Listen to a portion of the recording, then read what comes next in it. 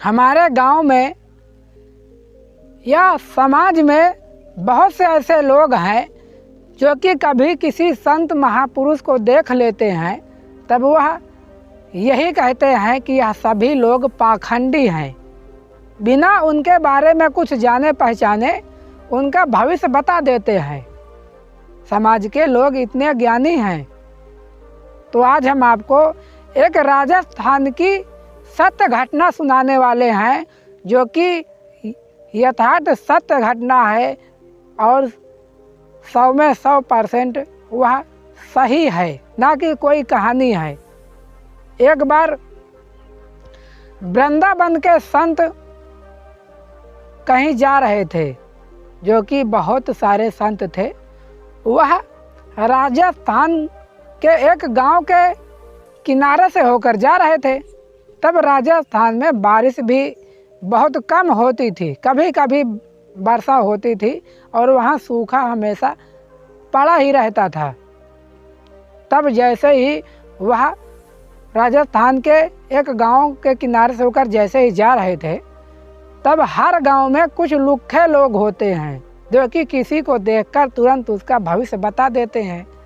तब वहाँ 7-8 व्यक्ति ऐसे बैठे थे कि मानो कि वह जज हों, और उन्होंने यह कहा कि यह जितने संत जा रहे हैं यह सभी संत पाखंडी हैं, ढोंगी हैं। यदि इनमें कुछ शक्ति होती तब हमारे यहाँ वर्षा नहीं होती। तब उनमें से एक संत जी ऐसे थे जो कि वह संतों की निंदा कभी नहीं सहते थे। तब वह उन व्यक्तियों के पास आए और उनको कहा कि तुमने हमारे बारे में बिना कुछ जाने ऐसा कैसे कह दिया। और उन्होंने अपना त्रिशूल निकाला और शिव तांडव करने लगे, क्योंकि उनको संतों की निंदा नहीं पसंद थी। वह शिव तांडव जैसे ही करने लगे तब बाकी जो गांव के लोग थे उन्होंने यह सोचने लगे कि यह बाबा जी तो पागल हो गए, क्योंकि किसी को कुछ नहीं मालूम था कि आखिरकार हो क्या रहा है। यह बाबा अचानक से जो है शिव तांडव कैसे करने लगे, कभी इधर त्रिशूल घुमाते कभी उधर घुमाते।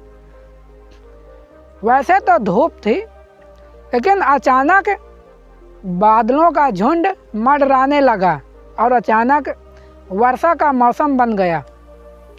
प्रकृति बदल गई और घनघोर वर्षा होने लगी। ऐसी घनघोर वर्षा कि मानो आज तक राजस्थान के इतिहास में वैसी वर्षा कभी नहीं जीवन में हुई थी। इतनी घनघोर वर्षा हुई, बारिश थमने का नाम नहीं ले रही थी। सभी संत जन जो बाकी थे वह भी भीग गए और घर ढहने लगे, बड़े बड़े पक्के मकान गिरने लगे, बहने लगे। तब सभी गांव वालों ने विचार किया कि आखिरकार कुछ तो गड़बड़ है जो बाकी लोग नहीं जानते थे।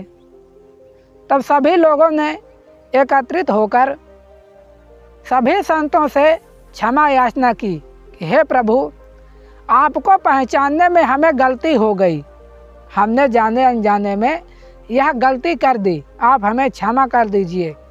हम आपके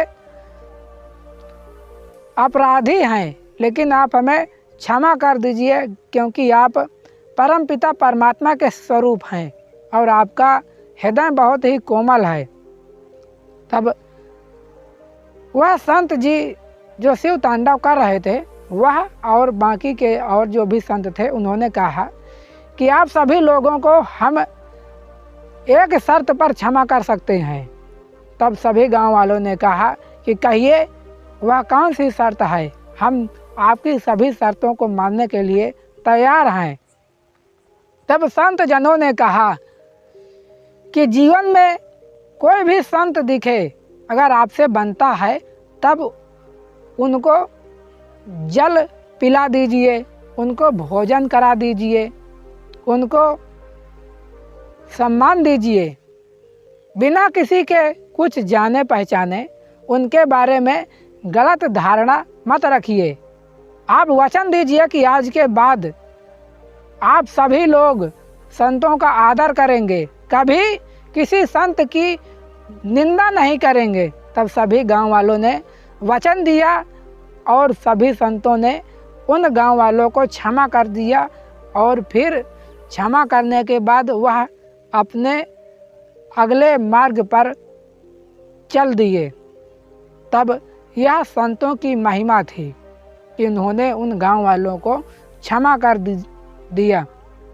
वैसे ही हमारे और आपके जीवन में भी है। तो आप अपनी सोच को बदलिए और अपने जीवन में सकारात्मक सोच रखिए। ना जाने किस रूप में आपको परमपिता परमात्मा के दर्शन हो जाएं। तो यह कहानी नहीं है, सत्य घटना है। अगर यह घटना आपको पसंद आई हो तब आप वीडियो को लाइक कर दीजिए और इस वीडियो को शेयर कर दीजिए। मिलते हैं और किसी सत्य घटना के साथ, तब तक के लिए धन्यवाद।